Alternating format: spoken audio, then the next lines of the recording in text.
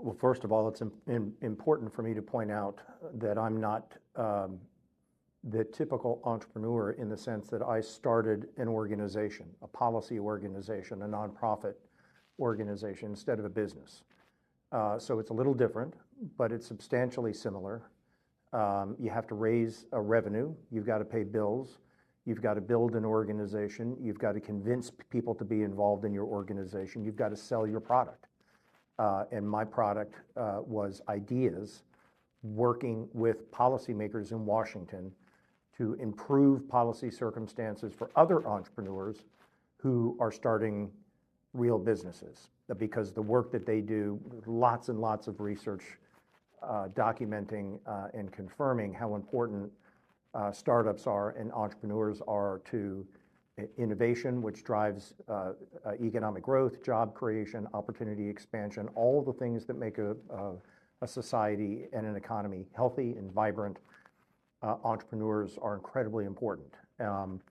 I learned that by way of a complicated experience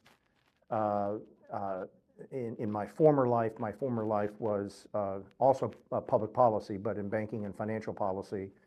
I got hip to how important entrepreneurship is after the financial crisis and Great Recession, got very interested in it. I wrote a book about it and then decided to leave my former career and start the Center for American Entrepreneurship in Washington from scratch. I guess the first thing that I would say that I've learned over the 8 years that we have been around, and as I say, it really is an entrepreneurial experience, very similar to starting a commercial business, although I and my colleagues refer to ourselves as policypreneurs because we're in the business of public policy. It is much, much, much harder than even you thought it would be at the outset. You have to be ready for that reality. It is going to test, and this is especially true if you're a little older in your career, if you're married, if you have kids, people who are relying on you. If you're single, it's easier in that sense because you can take more risks.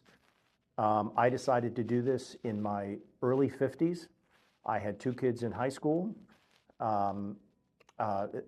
It took a lot of conversations with my wife, who fortunately is a policy person herself, and she understood at the end of the day, you know, John, if you need to do this, then you need to do this. So I was very fortunate in that regard. But it has been extremely hard, the toughest job that I have ever had, and yet I will also say that it has been the most rewarding job that I've ever had, in part because of the challenge of meeting and overcoming, of dealing with those challenges and figuring out a way somehow by hook or by crook to overcome those challenges.